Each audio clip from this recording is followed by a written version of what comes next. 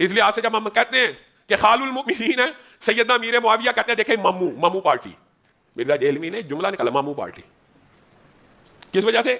کیونکہ سیدنا امیر معاویہ ام حبیبہ کے بھائی ہیں، یہ جی مومنوں کے مامو، مومنوں کے ہیں، غیر مومن کے نہیں ہیں، جیسے مائیں مومنوں کی ہیں، اور کم از کم رسول اللہ کی اسی حدیث کا خیال رکھ. ہم نہ نوسبی ہیں نہ رافضی ہیں، باقی ہمیں کوئی احادیث بیان کرنے سے روک نہیں سکتا. یہ وہ طبقہ تھا جو قل انما انا بشر مثلکم کے اوپر بریلویوں کے ساتھ لڑا کرتا تھا. بریلوی کہتے تھے قرآن میں تھوڑی آیات ہے پڑھنے والی، تم پڑھو وما ارسلناک الا رحمتا للعالمین، تم پڑھو قل ان کنتم تحبون اللہ فاتبعونی یحببکم اللہ، تم پڑھو انا ارسلناک شاہدا ومبشرا ونذیرا وداعیا الی اللہ باذنہ وسراجا منیرا.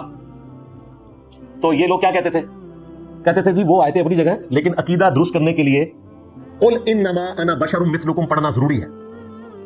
تو مخالفین کہتے تھے جی اس میں نبی کی تنقیص ہو جاتی ہے، یہ کہتے تھے ہم نبی کو اپنی طرح انسان نہیں مانتے. وہ کہتے ہیں نہیں، آپ کو ضرورت کیا ہے یہ کہنے کی کہ وہ انسان ہونے میں ہماری طرح ہے اور مرتبے میں ہماری طرح نہیں ہے، تم ان آیات کو چھوڑ دو نا، تم فضائل والی آیات بیان کرو. تو یہ کیا کہتے تھے، ان آیات کو بیان کرنے سے عقیدہ درست ہوتا ہے. تو سرکار یہ جو ہے نا 2812 تقتلہ الفئۃ الباغیہ یدعوہم الی اللہ ویدعونہ الی النار. افسوس اے عمار، تجھے ایک باغی جماعت قتل کرے گی، تو نے اللہ اور جنت کی طرف بلائے گا، وہ جماعت تجھے جہنم کی طرف بلائے گی. اس سے بھی عقیدہ بیان ہوتا ہے. مجھے بتائیں نبی اسلام کی عصمت ہمارے ایمان کی بنیاد ہے یا کسی صحابی کی عصمت ہمارے ایمان کی بنیاد ہے؟ ہاں، وہ ایمان کا حصہ کسی دور کے درجے میں ہو سکتا ہے، لیکن ایمان کی بنیاد جو ہے وہ تو اللہ، رسول، قرآن اور آخرت ہے، ختم نبوت ہے. تو نبی علیہ السلام کی توہین یہ کر لیتے تھے دوسروں کی نظر میں قل انما انا بشر مثلکم بیان کر کے. تو حدیث اگر ہم بیان کرتے ہیں اور اس میں تمہارے کسی چاہنے والے کی توہین ہوتی ہے تمہارے ذہن کے اندر، تو وہ تمہیں برداشت کر لینی چاہیے. تم نے تو نبی کی توہین کی ہوئی ہے خود ان کی نظر میں، جس طرح ہمارا حدیث بیان کرنا تمہیں کسی صحابی کی توہین لگتا ہے. اب انہوں نے نیا ڈکوسلا نکالا جی وہ تو خوارج کے متعلق حدیث ہے. بھائی وہ کہتے ہیں حاکم میں جو روایت ہے اس میں ہے کہ ابو سعید خدری سے کہا میں خوارج کے بارے میں حدیث سننے آیا ہوں. تو میں نے کہا تھا میری زبان بند رہنے دو، یہ خارجی ان خارجیوں کو نہیں کہہ رہے ابو سعید خدری. ہاں، اس چیپٹر کی ذرا ہیڈنگ دیکھ لو اور اس کے بعد بھی حدیث دیکھ لو کہ خارجی کسے کہا جا رہا ہے. یہ خارجی وہ لوگ ہیں جو امام وقت کی بیعت سے خارج ہو چکے ہیں، جو صحیح مسلم میں حدیث ہے جو امام کی بیعت سے نکل گیا، خلیفہ کی بیعت سے نکل گیا، وہ خارجی ہو گیا. بیسیکلی وہ حضرت معاویہ ان کی جماعت کو خارجی کہہ رہے ہیں. اور یہ میرا اپنا عقیدہ نہیں ہے، خود اہل حدیث کے جو عالم ہیں صفی الرحمان مبارک پوری، جنہوں نے کتاب لکھی الرحیق المختوم جسے ایوارڈ ملا تھا سیرت کا، نمبر 1 ایوارڈ سعودی عرب میں، انہوں نے بلوغ المرام کی شرح میں لکھا کہ حضرت معاویہ رضی اللہ تعالیٰ عنہ اور باقی لوگ یہ امام وقت کی بیعت سے خارج ہوئے. اہل حدیث نے اردو میں ترجمہ کیا تو خارج کا لفظ جو ہے اس کو ختم ہی کر دیا، عربی میں لکھا ہوا ہے، اردو میں ترجمہ نہیں کیا. جیسے وہ گلے پھاڑنے والا کہتا ہے نا کہ عمار کو ایک فیا باغیہ قتل کرے گا. باغی گروہ نہیں، فیا باغیہ. فیا تو بھائی عربی کا لفظ ہے، اردو ترجمہ کر. تو صحیح مسلم میں باقاعدہ موجود ہے کہ خارجی کسے کہا جا رہا ہے. اور اس چیپٹر میں جس حاکم کی حدیث کا یہ حوالہ دیتے ہیں کہ 2812 کا ایک طریق وہاں پہ ہے، تو حاکم کی انہی حدیث میں پھر بتایا گیا ہے کہ وہ کون سے خارجی ہیں جنہوں نے قتل کیا ہے حضرت عمار کو. ہاں جی، اس میں یہ ہے کہ حضرت عمر بن عاص آگے کہتے ہیں حضرت معاویہ سے پریشانی کے عالم میں کہ عمار ابن یاسر قتل ہو گیا ہمارے ہاتھوں، اور نبی اسلام نے فرمایا تھا کہ عمار کو ایک باغی جماعت قتل کرے گی. تو حضرت معاویہ رضی اللہ تعالیٰ کہتے ہیں تو اونٹ کی طرح اپنے پیشاب میں پھسل رہا ہے، یعنی تو خود مان رہا ہے کہ ہم لوگوں نے مارا ہے. یہ ہم نے نہیں مارا، اس کو علی نے مارا ہے. نہ علی ساتھ لے کر آتا اور نہ یہ قتل ہوتا. یعنی وہ ادھر کی باطل تعویل کر لی. اٹھو مت بیٹھو، جیسے وہ کہتے بت رکھ کے آتے تو رفع دین ہوتا تھا. تو ان کے ماموں بھی اسی طرح تعویل کرتے تھے روایتوں کی. جب مولا علی تک یہ بات پہنچی تو پھر انہوں نے کہا کہ اچھا اس کا مطلب ہے کہ امیر حمزہ کے قاتل رسول اللہ تھے کہ نہ عہد میں لے کے آتے اور نہ وہ شہید ہوتے. یعنی مولا علی نے پھر آگے سے پھکی دی. جن لوگوں کو علمی بات حدیث سمجھنا ہے ان کو پھر پھکی دینی چاہیے. اس لیے مولا علی کی یہ سنت ہے پھکیاں دینا، یعنی الزامی جواب، اینٹی وینم، منطق والا جواب. تو بھائی اگر آپ ان حدیثوں کو مانیں گے تو پھر بات صرف فیا باغیہ تک نہیں رہے گی، خارجی بھی ہو جائیں گے یہ. تو اس لیے مہربانی کرو بخاری تک رہو، حاکم میں جاؤ گے تو پھر اگویا بھی مطلب نکلنے گے. ہاں، میں دسا جتنا منہ چھیڑو گے میں پھر اور کھول کے اور گلاں کھول کے بیان کراں گا. تو اس لیے اللہ سے ڈرے، جتنی بات ہے اس کو ایکسیپٹ کریں، کیونکہ آپ کے پاس علم کے میدان میں کچھ باقی نہیں ہے. اور ہم نے الحمدللہ بخاری مسلم کو صرف رفع الیدین تک نہیں رکھا ہوا، ہر وہ چیز جو نبی اسلام نے بیان کی ہے اسے ڈنکے کی چوٹ پر بیان کرتے ہیں. بلکہ اینڈ پہ ہم کہتے ہیں یہ ہمارا عقیدہ ہے، ہم بیان کرتے رہتے ہیں، کرتے رہے ہیں، کرتے رہیں گے. کیا میرے نبی سا ہے ہی کوئی نہیں، تیرے بابے تھے شاہی کوئی نہیں، میرے علی سا ہے ہی کوئی نہیں، بنو امیہ تھے شاہی کوئی نہیں. اور یہ بنو امیہ سے مراد آپ سیدنا عثمان یا ام حبیبہ سلام اللہ علیہا یا عمر بن عبد العزیز رحمہ اللہ نہ لیجیے گا. یہ کہتے ہیں نہیں وہ ساروں کو بنو امیہ کہہ دیتا ہے. یہ بھی میں نے پھکا دیا تھا کہ سنو پھر ہمارے نبی نے بھی یہی کیا ہے. المستدرک الحاکم میں حدیث ہے، مسند ابی یعلا میں حدیث ہے، نبی اسلام نے کہا کہ میں نے بنو حکم کے بندروں کو اپنے منبر پر دیکھا ہے. हुजूर को तो किसी ने नहीं कहा कि हकम का जो पड़पोता है वो तो उमर बिन अब्दुल अजीज होगा, तो आपको कहना चाहिए था चंद एक को देखा है। बनु हकम जिक्र किया, और आपको पता उमर बिन अब्दुल अजीज का नाम क्या है? उमर बिन अब्दुल अजीज बिन मरवान बिन हकम, हकम का पड़पोता है। तो इसमें इंप्लाइड था कि एक्सक्लूडिंग वो। लिहाजा जब हम बनु उमैया कहते हैं तो जाहिर है इसमें हम हजरत उस्मान को, उम्मे हबीबा को नहीं ले रहे होते, कहते हैं जी ये तो उस खानदान के खिलाफ हो गया। और जंगे सिफीन में कई बनु उमैया के लोग हजरत अली की तरफ से लड़ते हुए शहीद हुए हैं। तो क्या हम पूरी बनु उमैया को गलत कह रहे हैं? हम तो शियाने अली मानते हैं बनु उमैया को। हम उनको कह रहे हैं जो तुम समझ रहे हो उन्हीं को कह रहे हैं, और जो तुम मानते भी हो। लिहाजा हजरत उस्मान के पीछे जरा छुपाओ यार, और देखें उम्मे हबीबा के पीछे छुपा के मामू डिक्लेयर करते हैं उस बंदे को जिसने खुद और उनके वालिद ने, जो कि नाना है, यानी ये इन्होंने रिश्ते समझा। हजरत अली को कभी इन्होंने कहा कि उम्मत का चचा, हजरत अली उम्मत के चचा नहीं है, नबी इस्लाम के चचा ज़ाद है ना। कभी सुना इनके मुंह से कि उम्मत के चचा सैयदना अली इब्न अबी तालिब? और मामू भी एक, मामू दर्जनों के हिसाब से हैं उम्मत के। अब्दुल्ला इब्न उमर भी मामू है, मोहम्मद बिन अबी बकर भी मामू है, अब्दुर्रहमान बिन अबी बकर भी मामू है, और ये जो दो मामू हैं, बल्कि तीनों मामू, ये बनु उमैया ने कत्ल किए हुए हैं। अब्दुल्ला इब्न उमर, अब्दुर्रहमान बिन अबी बकर और मोहम्मद बिन अबी बकर। और बेटे किनके हैं? हजरत अबू बकर उमर के। आपको ये बताते थे ना वो जी अहले बैत के साथ तो रिश्तेदारी है हजरत अबू बकर की, शिया भोंकते रहते हैं। ये नहीं बताते कि हजरत अबू बकर की जो औलाद है वो तो शिया ने अली थी, इसलिए रिश्तेदारी है। मोहम्मद बिन अबी बकर जो थे उनकी परवरिश तो हजरत अली ने की थी, क्योंकि उनकी वालदा के साथ निकाह किया था अस्मा बिनत उमैस के साथ, और जंग जमल में ये हजरत आयशा को समझाते थे, और इन्हीं के जरिए हजरत अली ने सईदा आयशा को वापस भिजवाया था। तो हजरत अबू बकर के साथ रिश्तेदारी है, लेकिन ये भी बताओ कि हजरत अबू बकर की औलाद हजरत अली के साथ थी, बनु उमैया के साथ नहीं थी। ये भी साथ बताओ, पूरा सच ये है। तो चीजों को पिक एंड चूज नहीं करना चाहिए, अल्लाह से डरें। हम अल्हम्दुलिल्लाह जो सही बात है वो उम्मत को बताते हैं। तो वो और वो नाना जिससे टक्कर लेके हमारी मां ने हुजूर से शादी की, उम्मे हबीबा, टक्कर किससे ली? अपने बाप से।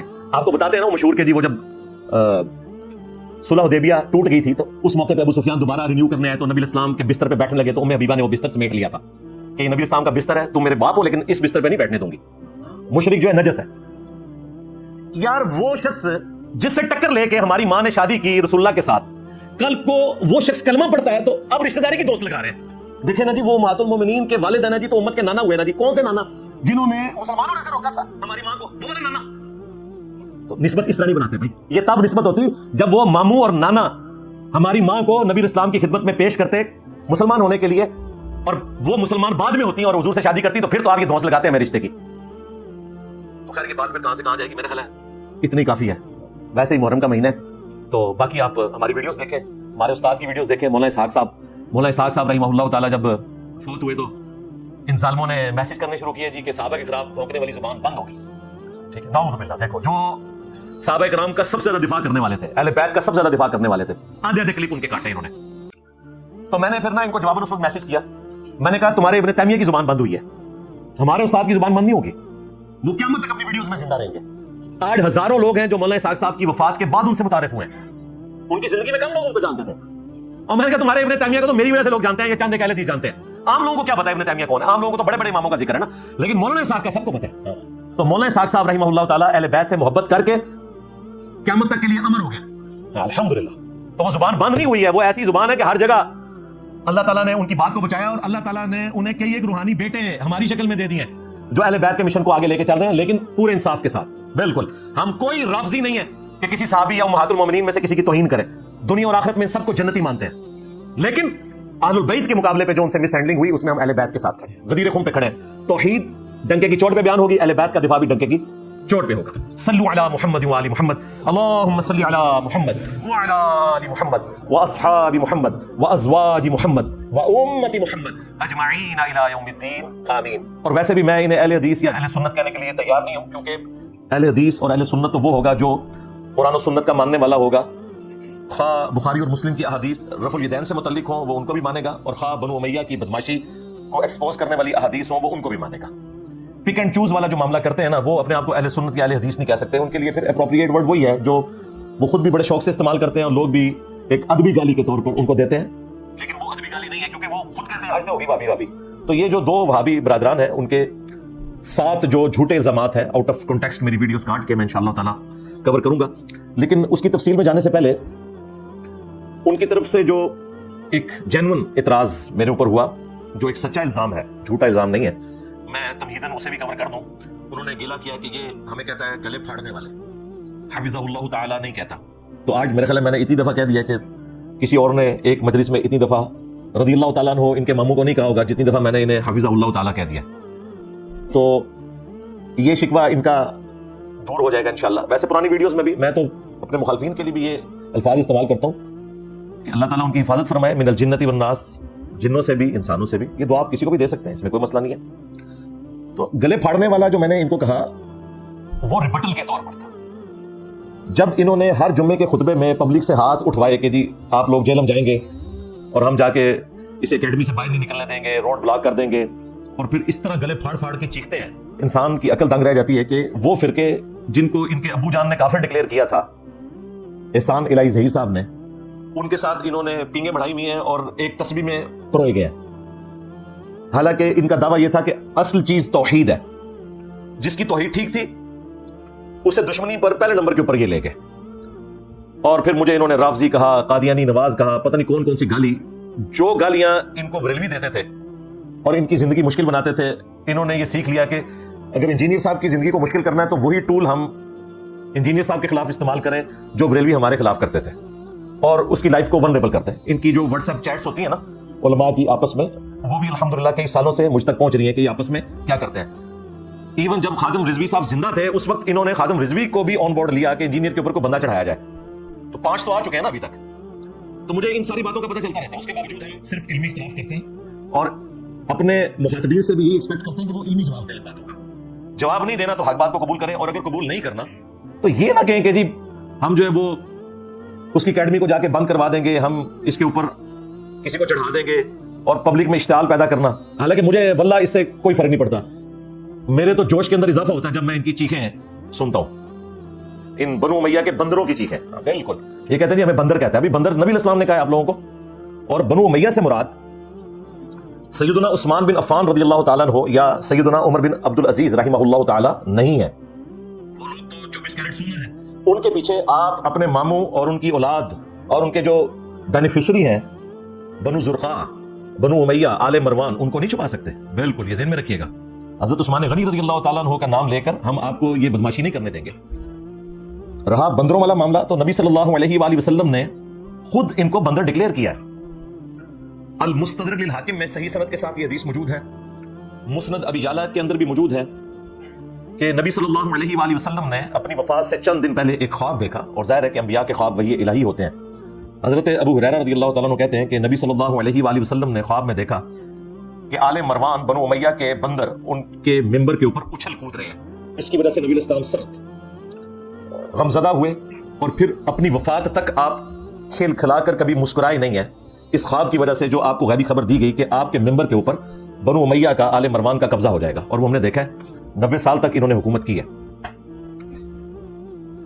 ये ख्वाब जो है वो सही सनद के साथ है, अहादीस की किताबों में रिपोर्ट हुआ, तमाम मुहद्दिसीन ने इसे एंडोर्स किया। हमारे उस्ताद शेख ज़ुबैर रिज़वी रहमहुल्लाह ताला ने भी इसे नकल किया, बाकी मुहद्दिसीन ने भी। और हैरान कुन बात है, नबी इस्लाम ने इन्हें बंदर कहा। बनु इसराइल में जब शरीयत को अपनी मर्जी से मोल्ड करने की बारी आई असहाबे सब्त की और उन्होंने बातिल तावीलात की, तो अल्लाह ताला ने उन्हें बंदर बना दिया था। कूनू क़िरदतन ख़ासिईन, हमने कहा कि फिटकारे हुए बंदर बन जाओ, क्योंकि उन्होंने शरीयत को बदला था। यहां पर भी आले मरवान ने, बनु उमैया ने शरीयत का मजाक उड़ाया, अहले बैत को कत्ल किया, सुन्नत को बदला। नबी इस्लाम ने कैटेगोरिकली इन्हें बंदर कहा है। हालांकि नबी इस्लाम को पता था कि अच्छे लोग भी होंगे। आले मरवान में खुद उमर बिन अब्दुल अजीज हैं, उमर बिन अब्दुल अजीज बिन मरवान बिन हकम, ये पूरा नाम है उनका। मरवान बिन हकम के वो पोते हैं। लेकिन नबी इस्लाम ने कहा बनु उमैया, बनु मरवान। इसका ये मतलब नहीं कि सारे हो गए, मुराद ये कि जो लोग हैं। ये जो मुझे कहते हैं ना ये बनु उमैया कहता है, तो बनु उमैया में तो सैयदा उम्मे हबीबा भी आती हैं, सैयदना उस्मान भी आते हैं, सैयदना उमर बिन अब्दुल अजीज भी आते हैं। भाई इतनी बड़ी हस्तियों के पीछे तुम लोग छुप रहे हो। नबी इस्लाम ने भी तो कैटेगोरिकली कहा था, और यकीनन उसमें ये लोग एक्सक्लूड थे। अगर मैं भी कैटेगोरिकली कहता हूं तो ये हस्तियां उसमें एक्सक्लूड हैं। और फिर वो हमारी मां सैयदा उम्मे हबीबा, जिन्हें इस्लाम कबूल करने की वजह से तुम्हारे मामू और तुम्हारे नाना की डांट खानी पड़ी, कल को तुम्हारे मामू और नाना मुसलमान होकर उसी उम्मे हबीबा सलामुल्लाहि अलैहा की फजीलत के पीछे कैसे छुप सकते हैं? ये कितना बड़ा मजाक है जो आप लोग करते हैं इस उम्मत के साथ। बाकी जो साबित वाला मामला है वो अपनी जगह है। हम तमाम सहाबा इकराम का एहतराम करते हैं, रज़ियल्लाहु ताला अन्हु कहते हैं उन्हें, लेकिन जो चीजें कुरान और सुन्नत के खिलाफ हैं جو چیزیں خلفائے راشدین کے خلاف بغاوت کے اوپر مبنی ہے اس میں ہم ان کا احترام اپنی جگہ، لیکن ہم خلفائے راشدین کے ساتھ کھڑے ہیں الحمدللہ. لیکن یہ لوگ مامو پارٹی، میں اس لیے ان کو کہتا ہوں کہ یہ ان کے ساتھ کھڑے ہیں، جس طرح بنو اسرائیل کو بچڑے کی محبت پلا دی گئی تھی نا، انہیں بنو امیہ کی محبت پلا دی گئی ہے. اور یہ کوئی لحاظ نہیں کرتے، چاہے بخاری کی حدیث ہو، مسلم کی ہو، پہلے تو ان کا چہرے کا فیوز اڑ جاتا ہے. اگلا سٹیپ یہ کہتے ہیں کہ جی یہ تو حدیثیں ضعیف ہے. جب بتایا جائے بخاری مسلم میں تو پھر یہ کہتے ہیں یہ بخاری مسلم کی حدیثیں کوئی عوام الناس کے لیے تو نہیں لکھی تھی. یعنی وہ وہابی فرقہ جنہوں نے دیوبندیوں اور بریلویوں کی پبلک کو اپنے ساتھ اٹیچ کیا تھا اس بنیاد پر کہ بخاری مسلم اہل سنت کی کتابیں، تم خود پڑھ کے دیکھو. آج وہ کہہ رہے ہیں کہ یہ تو علماء کا کام ہے. اگر انہوں نے اس وقت علماء سے پوچھا ہوتا تو آج تک رفع الیدین شروع نہ کیا ہوتا. کتنے خطرناک کھیل یہ کھیل رہے ہیں. پھر اس سے بھی بڑھ کر جب بریلوی حضرات انہیں تان کرتے تھے کہ تم کیوں جلسوں میں پڑھتے ہو، قل انما انا بشر مثلکم، اے نبی تم فرماؤ کہ انسان ہونے میں بھی تمہاری طرح ہوں. مرتبے کی بات نہیں ہو رہی، مرتبہ تو کسی فرشتے کا بھی رسول اللہ صلی اللہ علیہ وسلم جیسا نہیں ہے، اسپیشی ہونے میں. تو بریلوی نے کہتے تھے آپ کو کوئی اور آیت نہیں ملی، تو یہ کہتے تھے کہ جب آپ نبی علیہ السلام کی بشریت کا انکار کرو گے ان انٹینشنلی تو ہم ان آیات کو پڑھیں گے. بریلوی کہتے تھے اس سے تنقیص ہوتی ہے، نبی علیہ السلام کی شان میں اتنی آیات ہیں، وہ کیوں نہیں تم پڑھتے ہو؟ وما ارسلناک الا رحمۃ للعالمین کیوں نہیں پڑھتے؟ قل ان کنتم تحبون اللہ فاتبعونی یحببکم اللہ یہ کیوں نہیں پڑھتے ہو؟ من یطع الرسول فقد اطاع اللہ یہ کیوں نہیں پڑھتے؟ ان اللہ وملائکتہ یصلون علی النبی اللہم صلی علی محمد وعلی آل محمد یہ کیوں نہیں پڑھتے؟ تو پتہ یہ وہابی فرقے کے لوگ کیا کہتے تھے کہ جہاں پر خرابی ہوگی نا اس کو ایڈریس کرنے کے لیے ہم وہ والی آیات پڑھیں گے تاکہ تمہاری اصلاح ہو. اور ہم اس مسئلے میں وہابی فرقے کے ساتھ ہیں. اب اس کو اپنے اوپر بھی اپلائی کریں.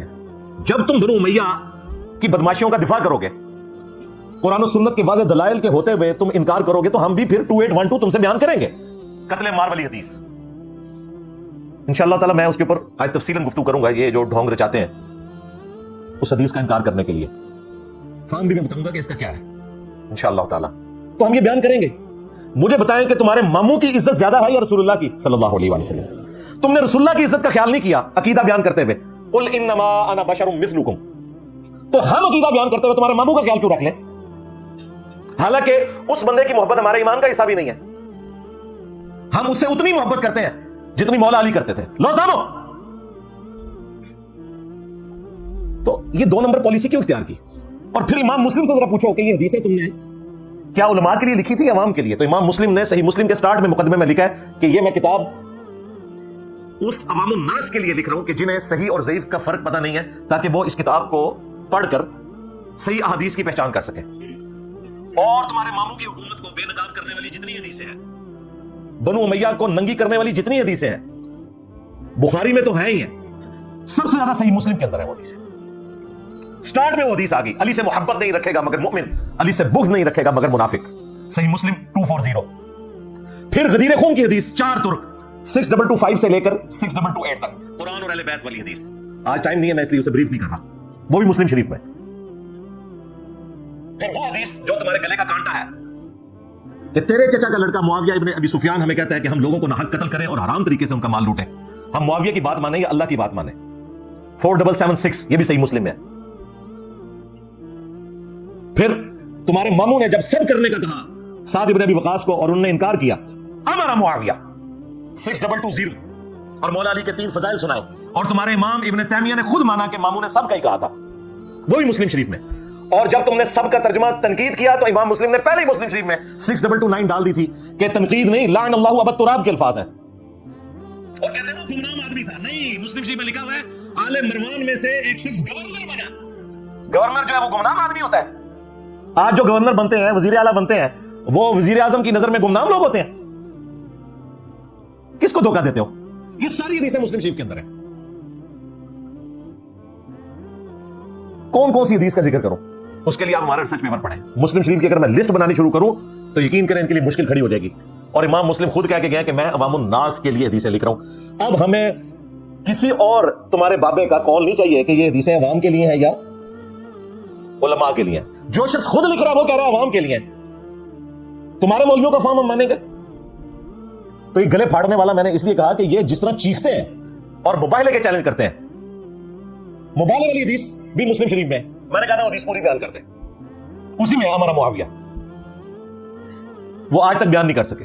ایک کتاب ہے امام ابن ابی عاصم کی، پہلے 300 سال میں حدیث کی کتاب ہے کتاب الاوائل، جس میں انہوں نے وہ ساری حدیثیں جمع کی ہیں اور روایتیں جس سے یہ پتا چلتا ہے کہ دنیا میں پہلے کام کون کون سے ہوئے. مثلا وہ ترمذی کی روایت لے کے آئے ہیں, اس کے اندر اپنی سند سے, امام ترمذی کے تو وہ محتاج نہیں اس کے لیے کیونکہ ان کے زمانے کے ہیں, کہ سب سے پہلے اللہ نے قلم کو پیدا کیا. کتاب الاوائل, وہ کتاب جس میں اول جو کام ہوئے ہیں وہ سارے جمع ہوئے, اسی میں وہ حدیث لے کے آئے کہ سب سے پہلے بیٹھ کے خطبہ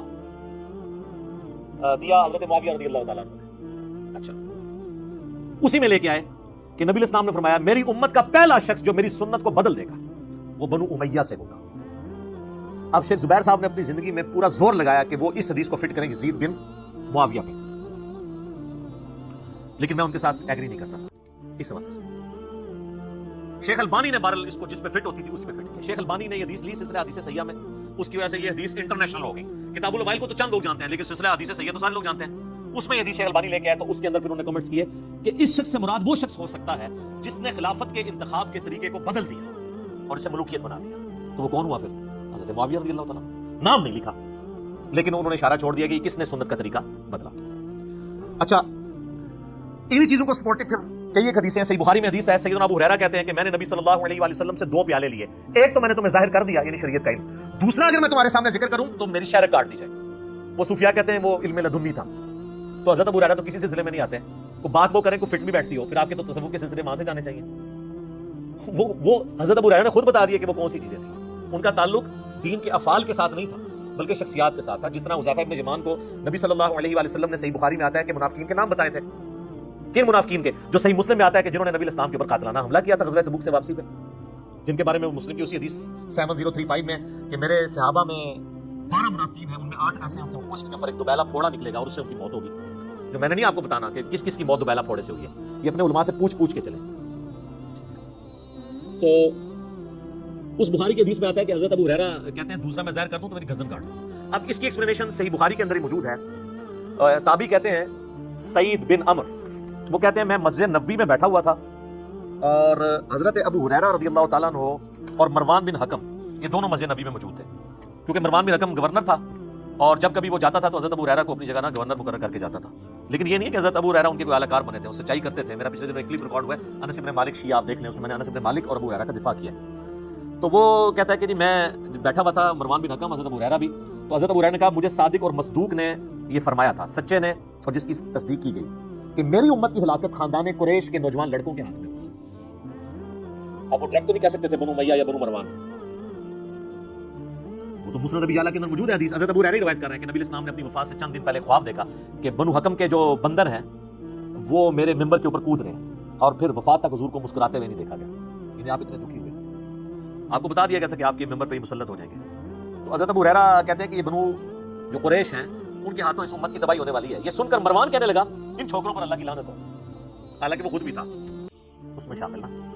تو حضرت ابو ہریرہ نے فرمایا اگر میں چاہوں تو میں بنو فلاں اور بنو فلاں کا نام لے کر بتا سکتا ہوں کہ وہ کون ہے. ظاہر ہے وہی تھا نا حکمران, اب وہ نام لیتے تو پھر حضرت ابو ہریرہ بھی شہادت کے درجے پہ پہنچتے نا, تو وہ انہوں نے آخری درجہ اڈاپٹ کیا. اور یہ جائز ہے. یہ بعض لوگ جو تان کرتے ہیں نا حضرت ابو ہریرہ کے اوپر, بھائی آپ حضرت ابو ہریرہ کو حسین بن علی تو نہ سمجھیں. مسلم شریف میں حدیث ہے کہ برائی کو ہو سکے تو ہاتھ سے روکو, ہاتھ سے نہیں روک سکتے تو زبان سے, بھی تو کم از کم دل میں برا ہے. تو یہ حضرت ابو ہریرہ درمیان کے درجے میں تھے, زبان سے بھی کچھ بیان کیا اور دل میں تو ظاہر ان کو برا سمجھتے تھے.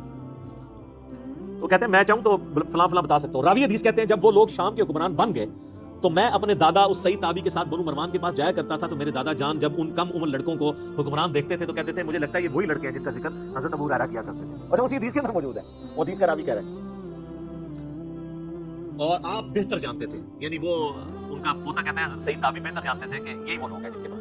اسی کو سپورٹو حدیث صحیح مسلم حضرت ابو ہریرہ کہتے ہیں کہ نبی الاسلام نے فرمایا تھا کہ قریش کا یہ قبیلہ میری امت کی اینٹ سے اینٹ بجا دے گا. قریش کا قبیلہ کون سا؟ بنو امیہ. تو نبی الاسلام سے صحابہ نے پوچھا کہ یا رسول اللہ آپ ہمیں کیا حکم دیتے ہیں؟ تو آپ نے فرمایا کہ میں امت کو یہ حکم دیتا ہوں کاش میری امت ان سے الگ رہے, اس سسٹم کا حصہ نہ بنے. لیکن یہ امت کی بدقسمتی ہے کہ اس سسٹم کا حصہ بنے. تو یہ میرے بھائیوں آپ کو یعنی پتہ چل گیا یہ لونڈے کون تھے, یہ بنو امیہ ہی کے تھے. ایون یہ جو ابن حجر اسقلانی نے فتح الباری میں انہی حدیث کی شرح کے اندر لکھا ہے کہ ان لونڈوں میں پہلا لونڈا جو ہے وہ یزید ابن معاویہ ہے.